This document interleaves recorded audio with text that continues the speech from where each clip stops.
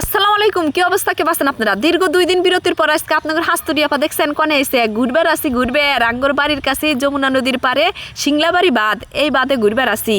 এই বাঁধে আগে মেলা আসি, কিন্তু এখন বলে নতুন হইরা রং হইরা চকচকা হচ্ছে। 2 দিন ধরে ফেসবুকে দেখি, তো হিহিনে যদি আমি না আসি আমার আত্মা কি কল পেব না? হেরা তাড়াতাড়ি হইরা রেডিমেডি হয়া বারাসি হলো এই সিংলাবাড়ি বাঁধ দেওয়ার উদ্দেশ্যে। এই যে ভিডিও জ্বালা হরছি, এটা আপনি করে দেখাবেন নাকি হরছি? দেখেন কি সুন্দর দেখা যেতেছে, আপনি করে দেখলেও আসবেন মন চাইব। আর যারা আমার আশেপাশের এলাকার মানুষ আছেন তাদের করলে আসতে সমস্যা নাই, কারণ হ্যাগেরও বাড়ির কাছেই হবো, আর দূরে থেকে আসতে এলা সমস্যা হইব। এই যে অমিরাদে আবার নিসমুখ নামছি, নিসমুখ নামে ওই যে আমার পাস্তরে দেখতেছেন এলাকা বাদ, আর এমিরাদে আইটে যাইতেছি, ফুটানি দেখাইতেছি আর আইটে যাইতেছি। মনের মধ্যে করলে একটা আতঙ্ক কাজ করতেছে। সেই আতঙ্কটা হইল গা মনে হারেন যে আপনারা বেয়াহি জানেন, এখন ফেসবুক খুললি পারি খালি রাসেল ভাইপার রাসেল ভাইপার। এই রাসেল ভাইপার আমার মনের মধ্যেও আতঙ্ক তুলে দিছে যে এই যমুনার পারে ওবান রাসেল ভাইপার আইছে। এল্লাহানি পরপরই না আত্মার মধ্যে ছাপ করে ওঠে যে কন্দাবানি রাসেল ভাইপার বাড়ায় যে পাবো না কি হামে তাই কনছেন। নদীর পারে চর অঞ্চল এলাকা তো লোক রাসেল ভাইপারের আতঙ্ক বেশি।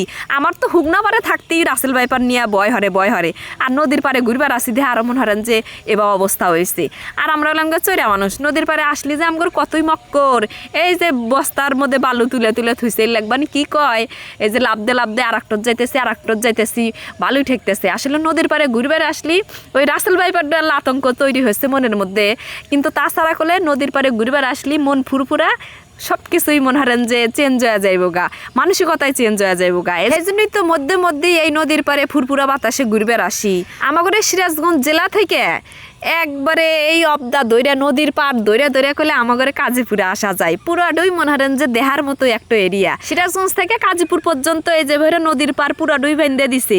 আর এই যে আমি যে বসে আছি এটা কি জানি কয় জানি না, নদীর পারে এল্লা জ্বর হরে থই যখন ঝিনে নদী ভাঙবেন নয় এল্লা নিয়ে হুনে ফালাইয়া দিলে পারে নদী ভাঙ্গা রোদ হয়।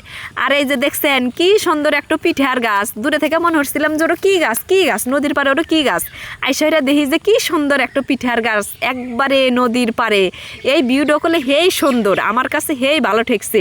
মনে হলো যে হিনে কিছুক্ষণ বসে থাকি। নদীর আশেপাশে বাড়িঘর দরলিছেন যে মধ্যে এসে বসে থাকলাম, মানে বসে থাকা আর হইলো না। এই যে আবার গুত্তি নদীর পানি দিয়ে আল্লাহ নাড়াচাড়া হইরে এখন হিন্দে উঠে বাড়ির জায়গা হুন্দে আসতেছে। আর কি আর নদীর পারে থাকা যাব? তাহলে আজকের ভিডিও আপনাদের কেবা ঠেকলো আঙ্গর সিংলাবাড়ি বা জানায়েন করলে। তাহলে ভালো থাকেন সবাই, আল্লাহ হাফেজ।